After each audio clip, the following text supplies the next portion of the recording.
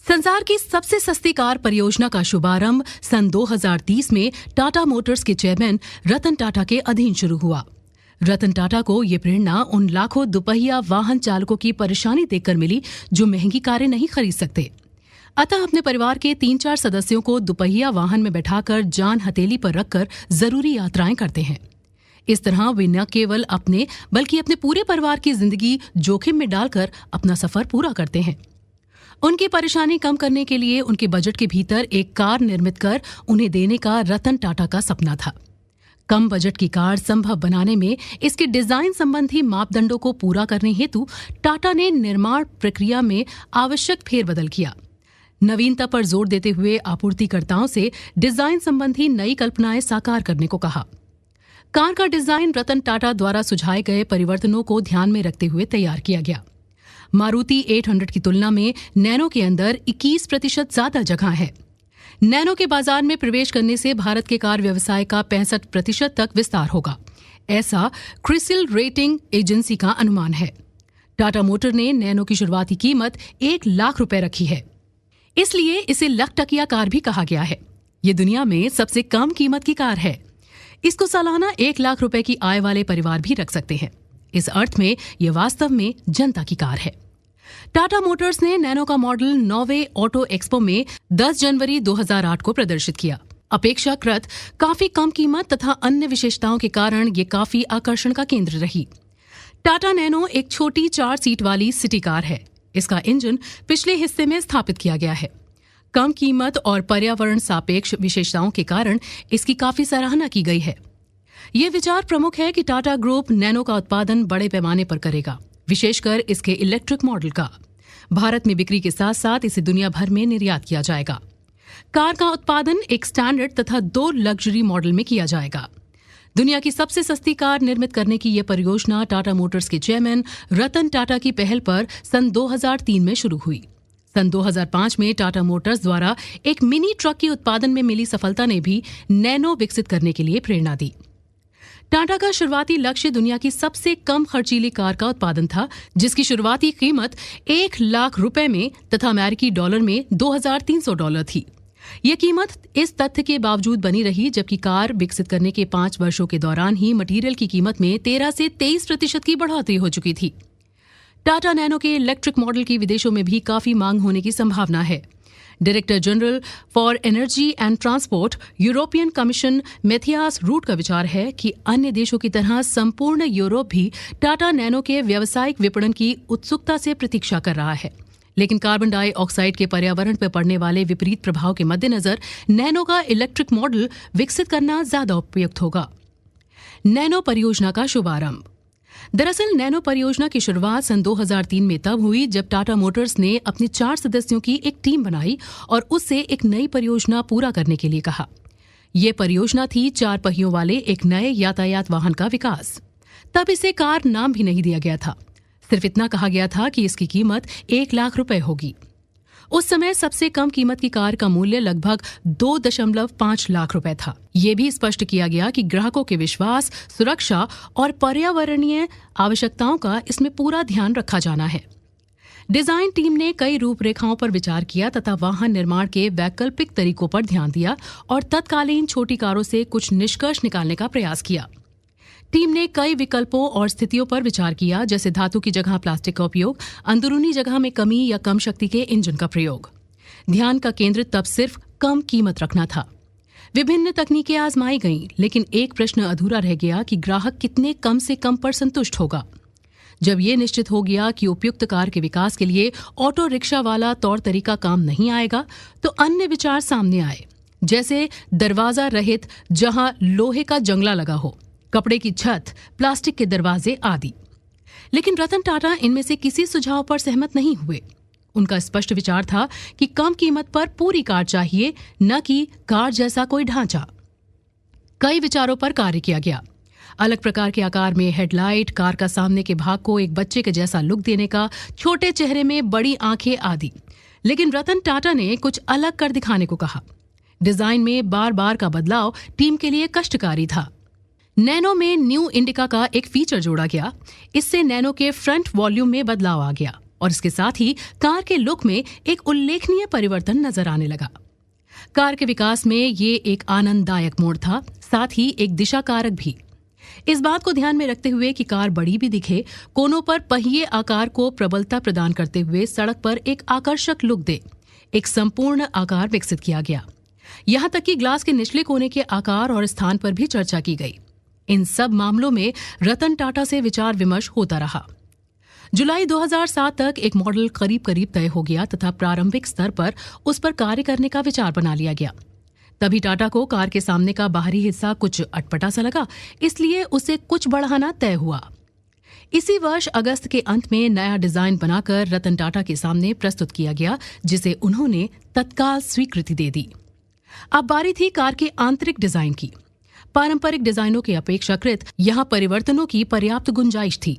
यहाँ भी सवाल कम लागत का था, लेकिन जहां तक इसे आरामदेह बनाने की बात थी, इस पर किसी तरह का विवाद नहीं था। मुख्य कार्य ग्राहक की संतुष्टि के साथ साथ बाजार के अनुरूप कार की लागत का संतुलन बैठाना था। इसके साथ साथ कार के अंदर की जगह का इस तरह उपयोग करना था कि वो आकर्षक लगे। इसके लिए कई विचार सामने आए। उनमें से उच्च सुझावों पर पर्याप्त विचार विमर्श के बाद उनका कार्यान्वयन किया गया और कार के आंतरिक हिस्से को एक आकर्षक आकार दिया जा सका। कार निर्माण के प्रत्येक कदम पर तरह तरह की दिक्कतें सामने आईं, क्योंकि ये निर्माण पारंपरिक ऑटो इंजीनियरिंग से हटकर था, जैसे इंजन को अगले हिस्से की बजाय पिछले हिस्से में स्थापित करना। ये एक अनोखा विचार था। इससे कार के अंदर जगह बढ़ गई, लेकिन संतुलन की समस्या आड़े आ गई। इसके लिए तदनुरूप कुछ सेटअप्स को आगे लाना पड़ा। संबंधित सेटअप्स के साथ उनका सामंजस्य बिठाया गया तथा फिर ट्रायल द्वारा उनकी गुणवत्ता और क्षमता की जांच की गई। कोई कमी पाए जाने पर फिर सुधार और ट्रायल हुए। निर्धारित मापदंडों पर खरा उतरने के लिए फ्लोर चैनल को 10 बार परिवर्तित किया गया। इस प्रकार डैशबोर्ड और सीट्स में भी लगभग इतनी ही बार बदलाव किए गए। लेकिन टीम अपने कार्य में पूरे मनोयोग से जुटी रही। कुछ नया और अनोखा कर रहे होने का एहसास और रतन टाटा की प्रेरणा और निर्देशन उनके साथ था।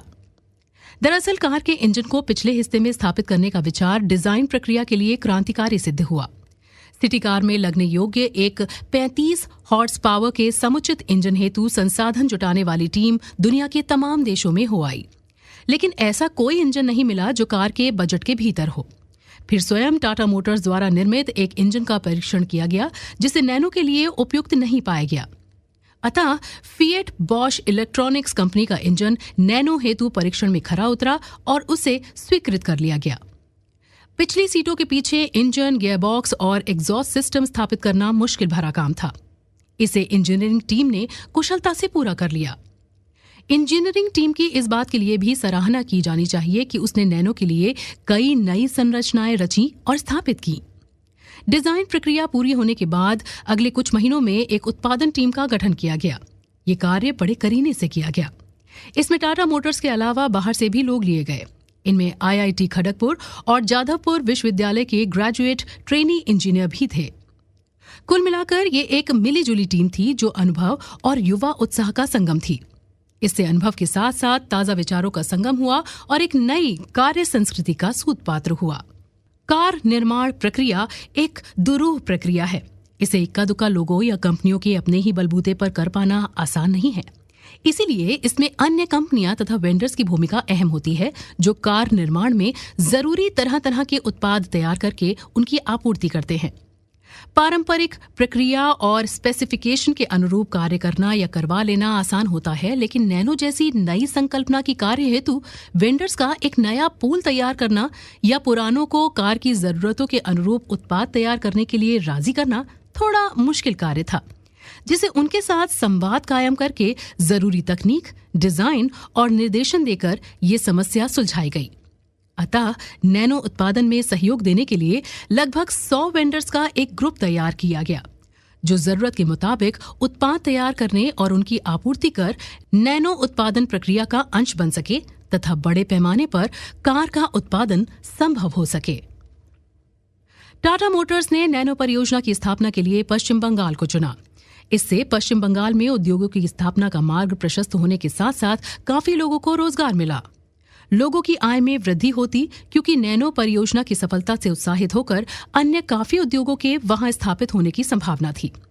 रोजगार मिलने से ग्रामीण तबके के बहुत से लोगों की गरीबी दूर होती। फैक्ट्री की स्थापना के लिए भूमि पश्चिम बंगाल के सिंगूर क्षेत्र में अधिग्रहित की गई। भूमि अधिग्रहण की ये प्रक्रिया सही ढंग से चली तथा भूस्वामी भी क्षतिपूर्ति की राशि को लेकर संतुष्ट थे। लेकिन इसी प्रक्रिया के दौरान भूस्वामियों का एक वर्ग जो वहां नहीं रहता था, कुछ अनपढ़ किसानों और एक राजनीतिक दल तृणमूल कांग्रेस के कार्यकर्ताओं ने इस क्षतिपूर्ति राशि को स्वीकार करने से इनकार कर एक नया विवाद खड़ा कर दिया। राजनीति की बिसात बिछ जाने से तमाम नए आयाम इस विवाद को हवा देने लगे। किसी ने भी इसे उपजाऊ कृषि भूमि बताना शुरू कर दिया तो किसी ने कम राशि की क्षतिपूर्ति पर शोरगुल मचाना शुरू कर दिया।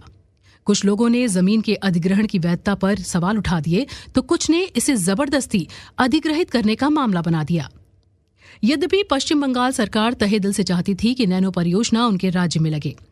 उसने इसके लिए जरूरी वातावरण बनाया और लगभग 997 एकड़ भूमि अधिग्रहण की सुविधा प्रदान की।